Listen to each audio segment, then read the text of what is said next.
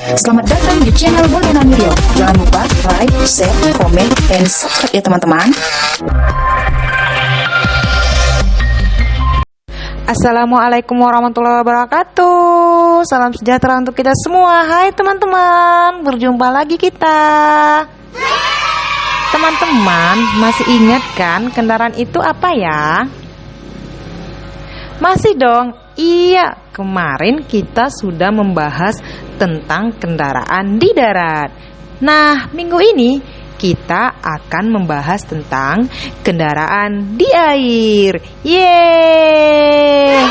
Mari mengenal kendaraan di air. Pertama, ada rakit. Rakit adalah kendaraan yang dibuat dari beberapa bambu atau kayu yang diikat berjejer, dipakai untuk mengangkut barang atau orang. Sampan.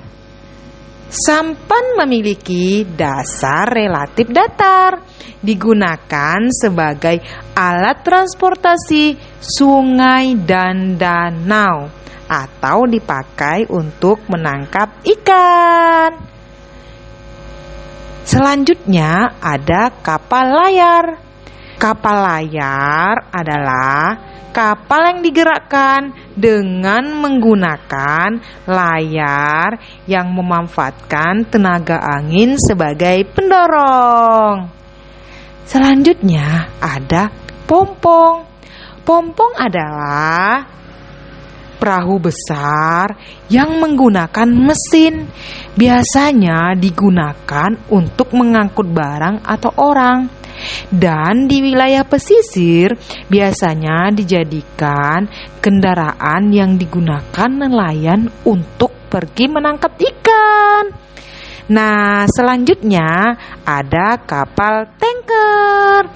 Nah, kapal tanker ini biasanya digunakan untuk mengangkut minyak. Ukurannya besar. Nah, selanjutnya ada kapal penumpang. Kapal penumpang itu kapal ukurannya besar yang digunakan untuk mengangkut penumpang. Nah, selanjutnya ada kapal feri. Kapal feri adalah kapal yang biasa digunakan sebagai alat penyeberangan untuk perlintasan antar pulau. Nah, kemudian ada kapal selam. Kapal selam ini dipergunakan untuk tujuan dan kepentingan militer, bergerak di bawah permukaan air, jadi menyelam teman-teman. Masya Allah, luar biasa ya teman-teman. Dengan adanya banyak jenis kendaraan di air yang dibuat oleh manusia, sehingga memudahkan kita untuk bepergian meskipun melewati sungai dan laut. Tentunya yang paling utama kita wajib bersyukur kepada Allah, Tuhan yang Maha Kuasa, yang telah memberikan manusia kemampuan berpikir untuk menciptakan alat transportasi di air atau kendaraan di air. Ayo teman-teman, kenapa ya kendaraan di air bisa bergerak? Nah, kenapa coba? Iya, jadi kendaraan di air itu bergerak karena adanya alat yang mengendalikannya.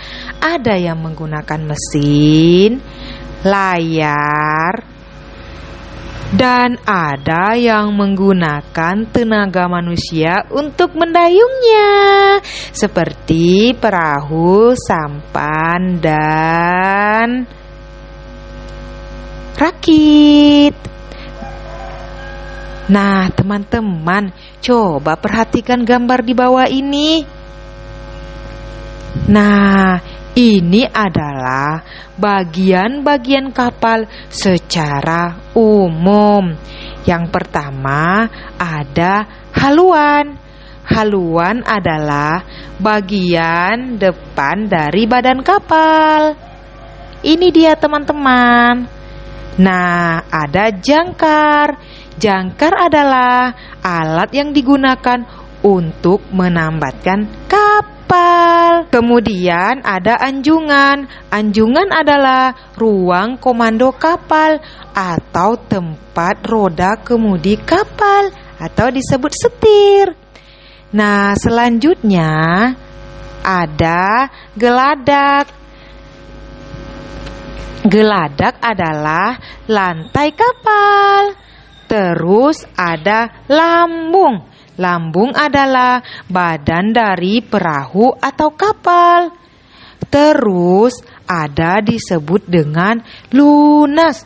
Lunas adalah bagian terbawah dari kapal. Yang paling bawah ya teman-teman. Terus ada buritan. Buritan itu adalah bagian belakang dari kapal. Jadi yang paling belakang dia teman-teman. Terus ada propeller. Propeller kapal itu adalah baling-baling yang berputar untuk menjalankan kapal. Dan terakhir ada daun kemudi. Daun kemudi itu adalah peralatan untuk mengendalikan atau mengubah arah gerak kapal. Ayo teman-teman, siapa yang tahu nama pengemudi kapal itu apa? Nah, namanya adalah nahkoda. Teman-teman, kapal-kapal ini atau kendaraan di air ini juga mempunyai tempat pemberhentian dan pemberangkatan. Nah, tempat pemberhentian dan pemberangkatan kapal atau kendaraan di air ini disebut dengan pelabuhan atau dermaga. Ayo, siapa yang pernah melihat dermaga atau pelabuhan? Atau yang sudah pernah pergi? Ayo. Nah, jadi itulah tempat pemberhentian kendaraan umum yang ada di air.